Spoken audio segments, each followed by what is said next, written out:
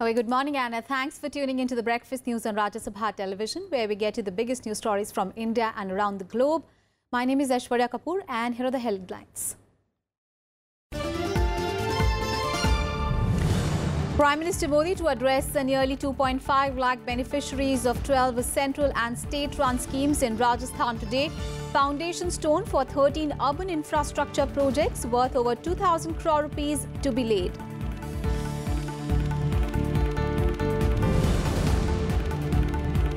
Two-day law commission meet with political parties to discuss simultaneous Lok Sabha and Assembly polls. 7 recognized national and 59 state parties invited in attempt to give shape to centre's one nation, one election concept.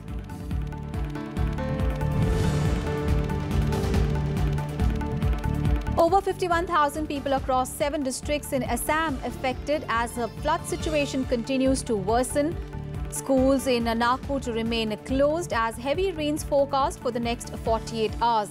46 rescue teams of NDRF are stationed in flood-prone areas in 14 states.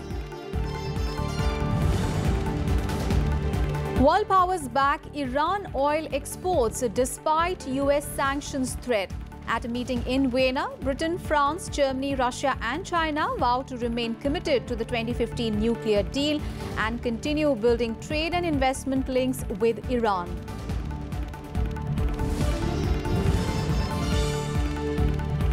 And Brazil's dream of a 6th World Cup title ends. Belgium get the better of champions who ruined their chances with a self-goal. France and Uruguay's unbeaten run enter semi-finals of the World Cup for the first time in 12 years.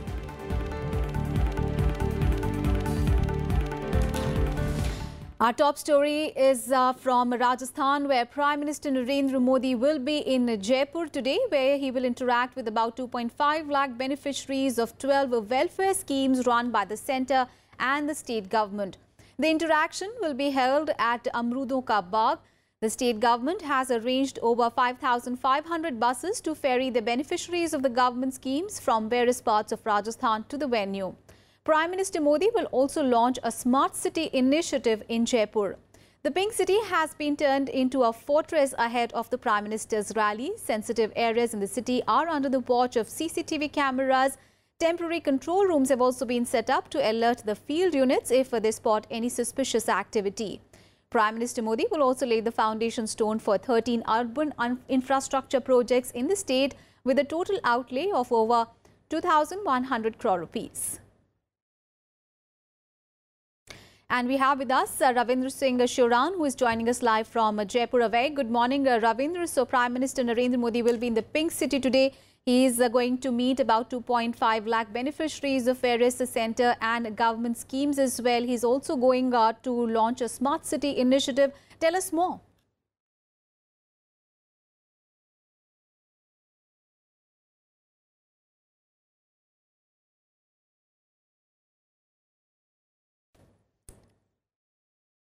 Good morning, Aishwarya.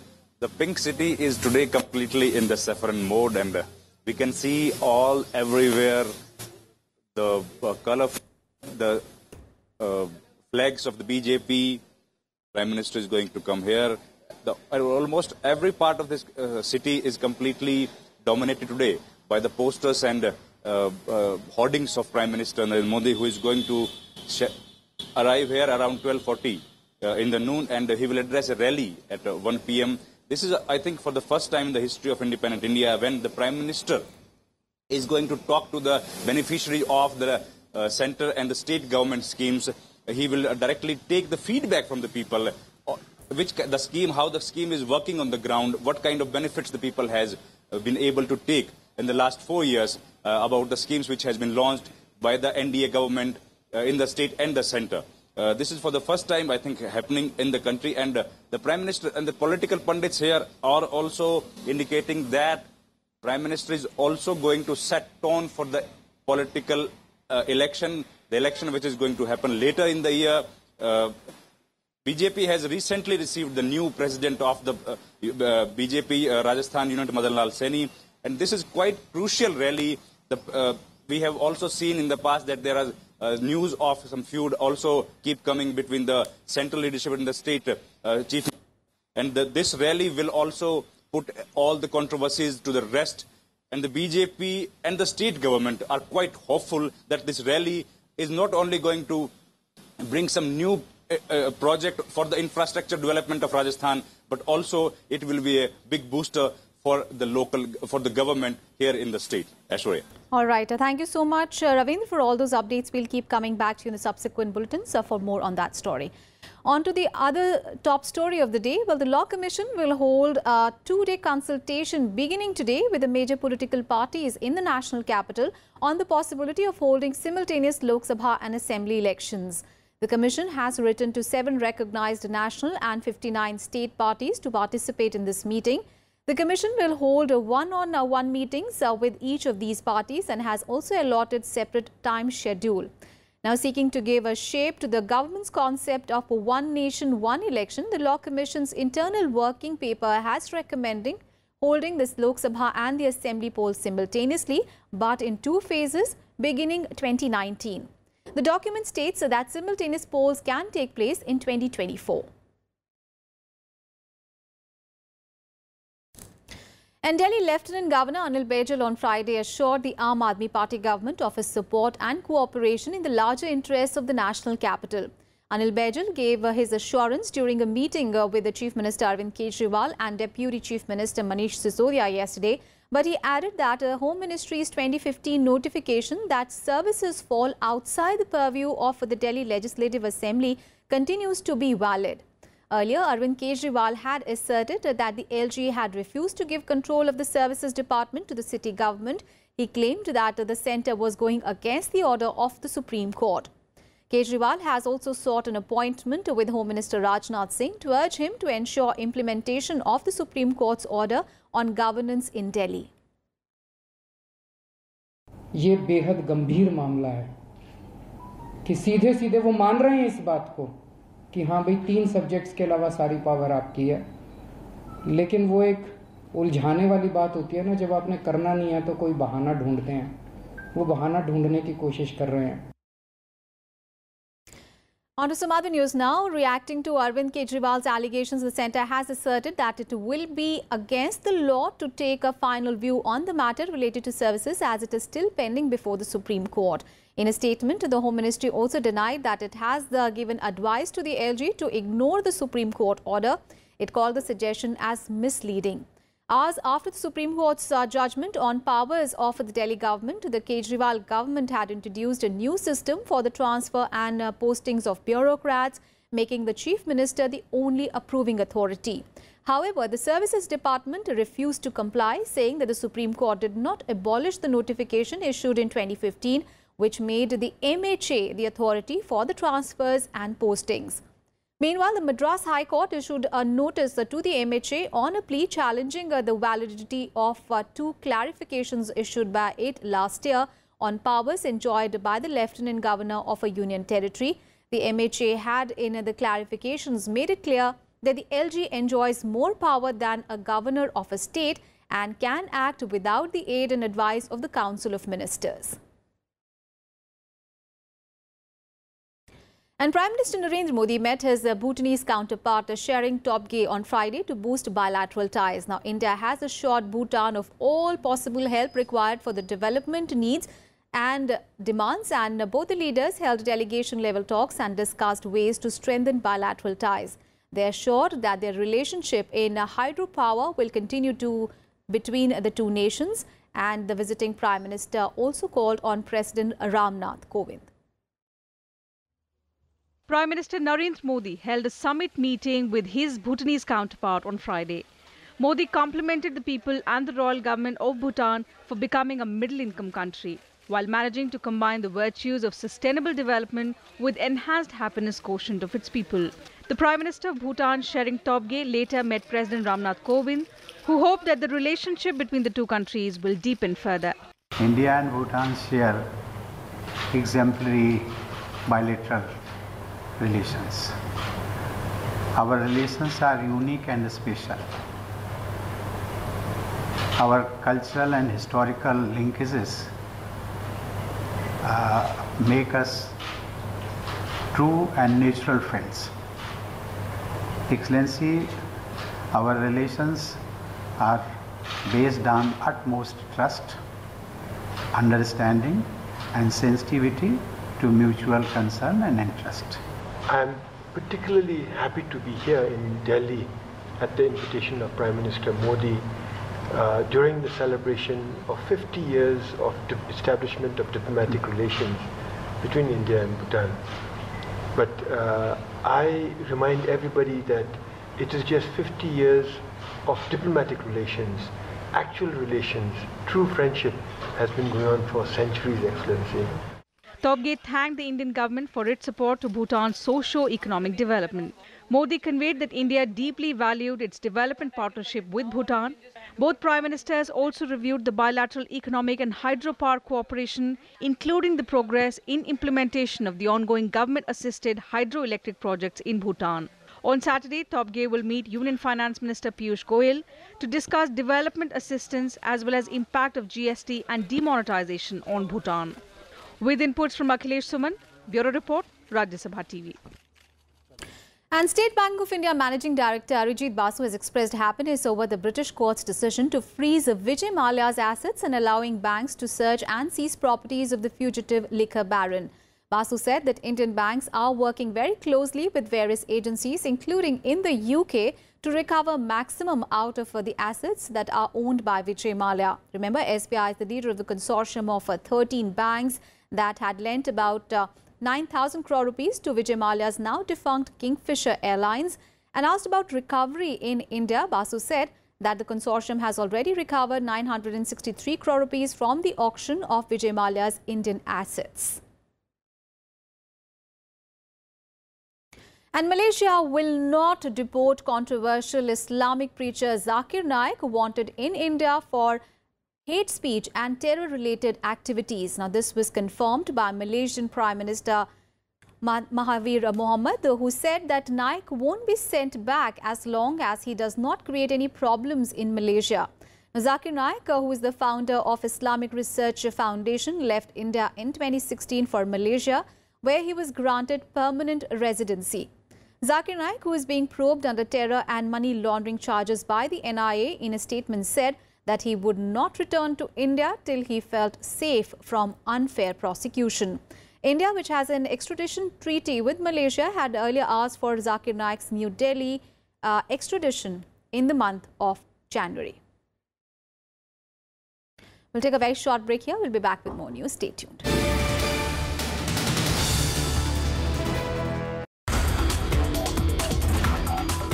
Neutrino physics, I told you that it is the most penetrating particle known in the world. Exactly what it is there. Is there a hole right there inside? Is there a hole somewhere nearby so that the earthquake may come tomorrow? We do not know. Only neutrinos can do it. Once everything about physics about the neutrinos are established, neutrino technology will come whether you like it or not. If we don't do it, other countries will do it. Neutrinos will do Earth terrestrial tomography. Watch Eureka with Dr. G. Rajasekharan, Professor Emeritus at Institute of Mathematical Sciences, Chennai. Saturday 4 p.m. and Sunday 12 noon, only on Rajya Sabha television.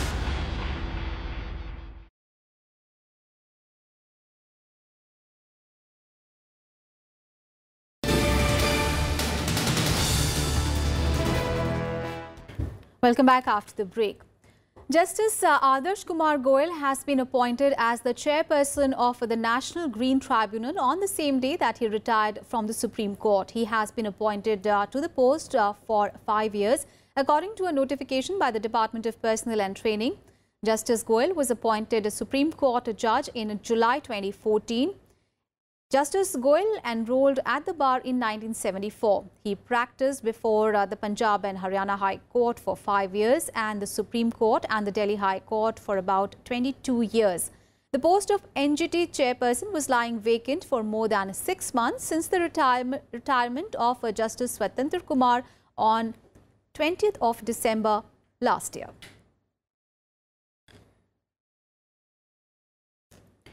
And after Maharashtra banned plastic in the state, the Uttar Pradesh government has now followed suit. The state has banned the use of polythene bags and other items of common use made up of plastic from 15th of July.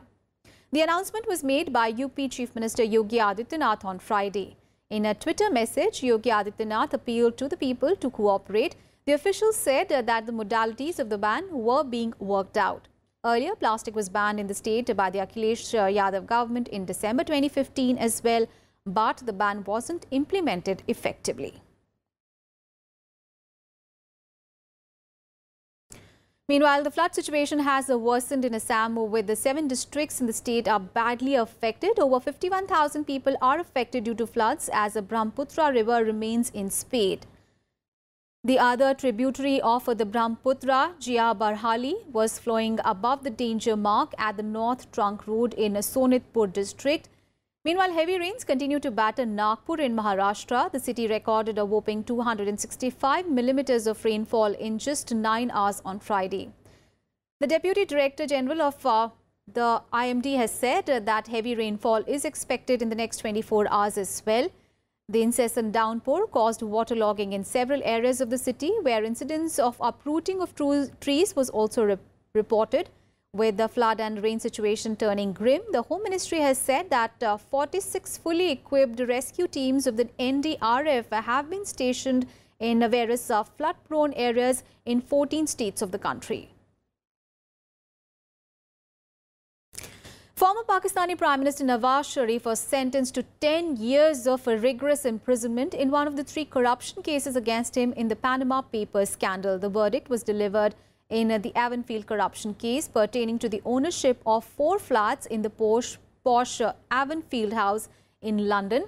Nawaz Sharif's daughter, Maryam Nawaz, was given 7 years of rigorous imprisonment and a fine of £2 million, while her husband was jailed for 1 year for not cooperating with the anti-corruption agencies. The ruling could adversely hit the Pakistan Muslim League's performance in the upcoming elections in Pakistan on 25th of July. And after the verdict, Maryam and Safdar were disqualified from contesting elections. Both Nawaz Sharif and Maryam are in London attending to the former Prime Minister's wife, who was diagnosed with throat cancer last year and shifted to the UK for treatment. And Iran's remaining partners in the 2015 nuclear deal have vowed to keep the energy exporter plunged into the global economy despite the US withdrawal and the sanctions threat. Britain, France and Germany, along with Russia and China, met with Iran in Vienna to offer economic benefits and assurances that would lessen the blow of sweeping US sanctions announced by Donald Trump. They said that they remain committed to the accord and to building up trade and investment links with Iran, including the continuation of Iran's export of oil and gas and other energy products. Tehran's top diplomat praised them for their will to resist US pressure 2 months after Donald Trump walked away from the landmark accord. And now let's get you all the action from the Football World Cup in Russia.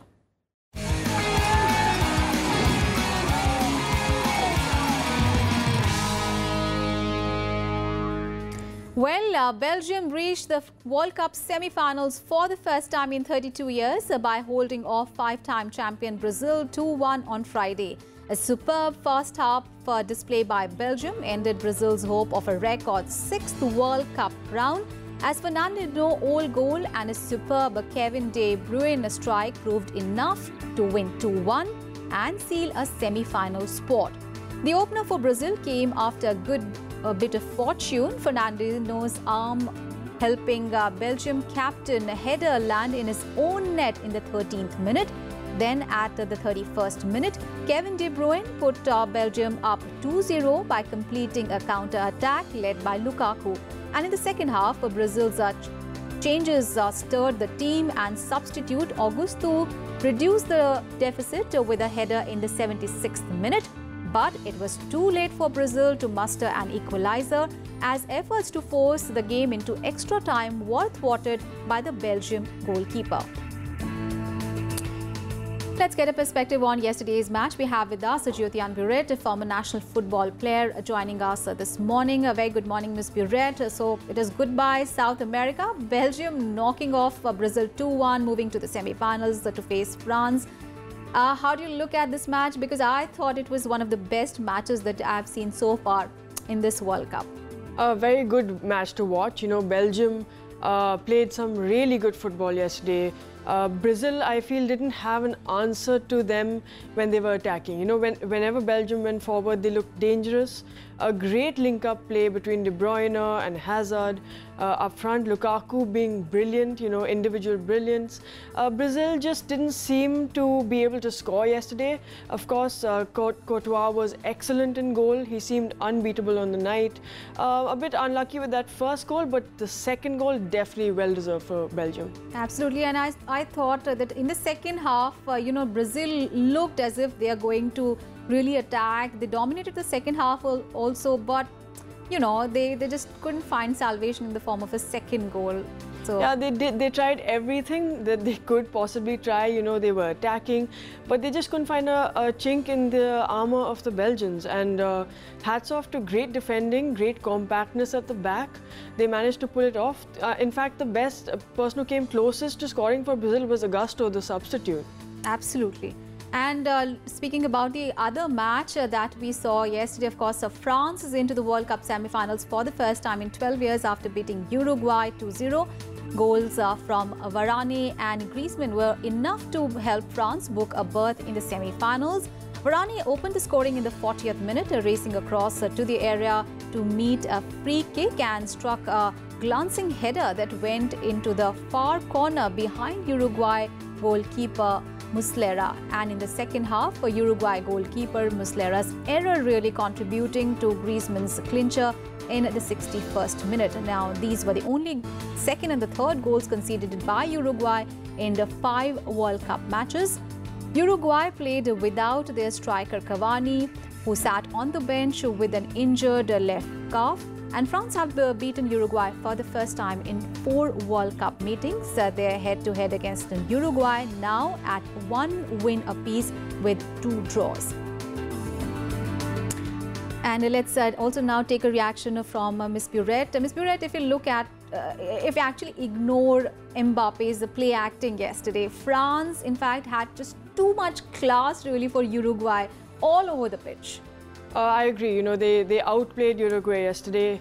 Uruguay missed Cavani going forward. They didn't have a key man to deliver the ball to. You know, Suarez, although he did try, he was, I felt, too isolated in the game. The defense of the Uruguay side, although we know that they're very good defense, they seemed to crumble yesterday after that first goal. And of course, a slight, you know, obviously a huge goalkeeping error yesterday to let in the second goal. That just killed their hopes. And whether outcome would have been different with Cavani on the pitch is, you know, impossible to say right now. It is. It's hard to say, but definitely I feel he could have given Uruguay a lot more chances, a lot more, you know, optimism going forward. As they didn't, I thought they lacked that yesterday, but they did have their chances. Of course, a great game for the French goalkeeper, Lloris. You know, he saved some absolute blinders yesterday. Absolutely, and there are 2 quarterfinals that are slated for the day as well. But thank you so much, Ms. Burette, for joining us this morning and sharing your perspective on the yesterday's matches. And now let's take a look at the quarterfinals that are going to be played today. Well, England will be on the field against Sweden at the Samara Arena for a spot in the last 4 of the FIFA World Cup 2018. Sweden turned heads by finishing top of a tricky Group F, which included Mexico, defending champions Germany and South Korea. Jane Anderson's side beat Switzerland in the last 16 and are looking to reach the last 4 for the first time since 1994. Now, Sweden's strengths will undoubtedly come from their defense, which has conceded only 2 goals in the whole tournament so far, and which is the lowest of any of the remaining nations. Whereas England finally ended their penalties curse when they beat Colombia 4-3 in the shootout on Tuesday. Sweden now stand in their way of a semi-final, but England's record against the Swedes reads as just 2 victories in 15 games. And Russia meet Croatia in the last match of the quarterfinal that will be played in Sochi today. Both came through the round of 16 via penalty shootouts, and Russia have reached the quarterfinal of the World Cup for the first time since the breakup of the Soviet Union as the USSR. Russia came into the tournament as the lowest ranked team, but they began by beating Saudi Arabia 5-0 and Egypt 3-1 in the group match. And the team also won in the FIFA World Cup after beating the Red Fury in the round of 16. And Russia will now be hoping that their midfielder Denis Cheryshev will be back to full fitness for the clash to continue his fine run in the tournament. Whereas Croatia have enjoyed a nearly perfect World Cup campaign. They beat Nigeria 2-0, thrashed Argentina 3-0 and ground out a 2-1 win over Iceland to clinch their first place in the Group D. And their last 16 fixture was less convincing as they played out a 1-1 draw with the Denmark side to force the game into extra time and eventually penalties. They are now eyeing their first World Cup semi-final since 1998.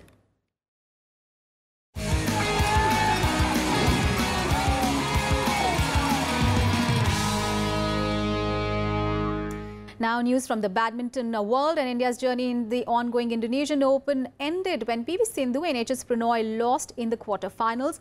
PV Sindhu lost to China's He Bingjiao 21-14, 21-15. Sindhu struggled from the beginning of the match, where she was not able to match the speed and the agility of China's Xiao. Meanwhile, HS Pranoy, who played quarterfinal against China's Shi Yuqi, also lost the match in straight sets 21-17, 21-18. And on to cricket now. In the second T20 international between India and England, England levelled the series 1-1. Alex Hessen's unbeaten half-century brought back England into the competition. Batting first, India scored 148 for 5 wickets. The hosts scored 149 in 19.4 overs. Alex Hales scored a much-needed half-century from the England side. Indian skipper Virat Kohli scored 47 runs off just 38 balls when the team lost early wickets. And the final T20 match will be played on Sunday in the county ground of Bristol. And with that, we come to the end of this edition of Breakfast News. Thanks for watching. Have a great day ahead.